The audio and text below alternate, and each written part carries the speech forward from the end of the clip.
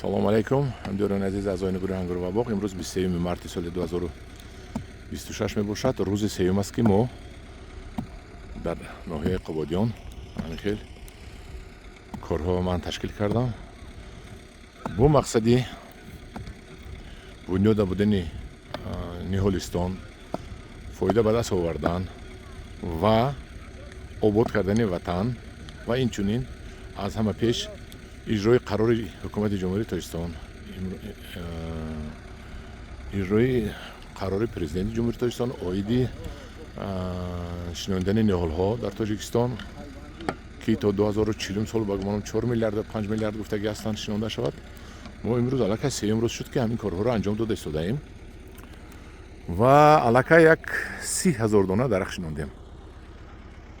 як худи ман 30,000 дона дарахт шинондам. худо хоҳад боз мешинонем як 15-20,000 дигар. холиси гап ҳамдиёрони азиз, бобокалонҳоамон обод кардану мо истеъмол кардем. гузашта рафтанду баъд аз сарашон монд, ба мо монд. мо ҳам гузашта меравем, баъд аз сари мо бояд мулки обод монад ба фарзандони мо. мана ҳамдиёрони азиз, манам хел ниҳолҳо шинонда истодем. ҳам боғ мекунем, ҳам боғи модарӣ мекунем, ҳам ниҳолистон мекунем, ниҳолхона, то ин ки дар Тоҷикистони ҷононои мо ниҳолҳо арзон шавад, халқ дастрас кунад.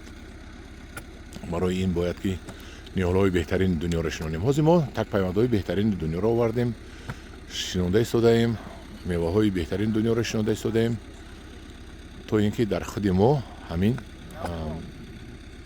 меваҳо, ҳамин ниҳолҳои ҳам меваҳои беҳтарин пайдо шаваду ба мо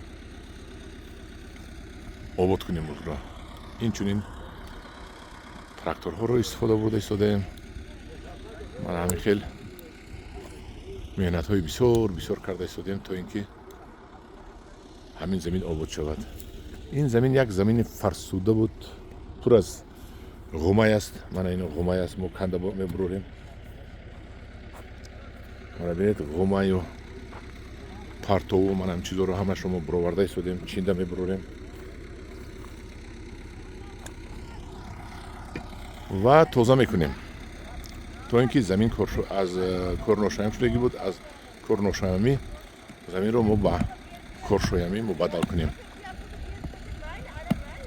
ҳамдиёрони азиз, ин аст меҳнати ҳозираша серӯзаи мо. агар ба касе ин меҳнатҳои мо маъқул шудагӣ бошад, лайк монед, ягон суханҳои хуб нависед.